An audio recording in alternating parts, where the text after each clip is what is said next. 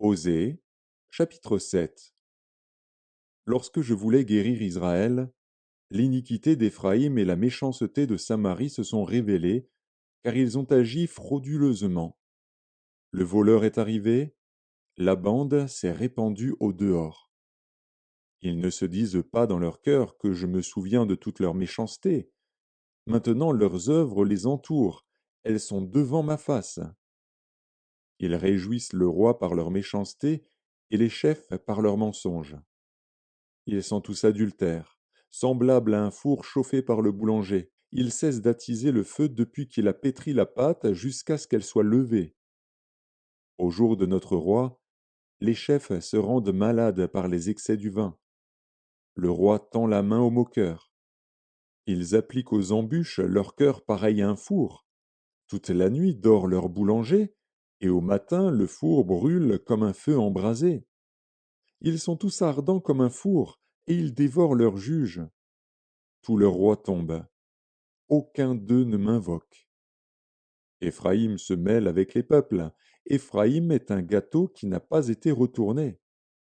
Des étrangers consument sa force, et il ne s'en doute pas. La vieillesse s'empare de lui, et il ne s'en doute pas. L'orgueil d'Israël témoigne contre lui.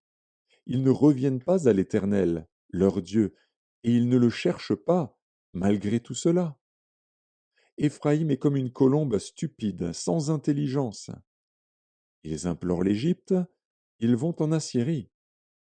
S'ils partent, j'étendrai sur eux mon filet, je les précipiterai comme les oiseaux du ciel. Je les châtierai comme ils en ont été avertis dans leur assemblée.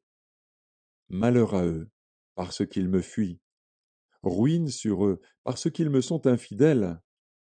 Je voudrais les sauver, mais ils disent contre moi des paroles mensongères.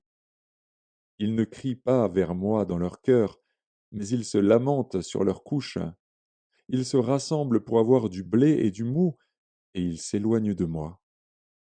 Je les ai châtiés, j'ai fortifié leurs bras, et ils méditent le mal contre moi.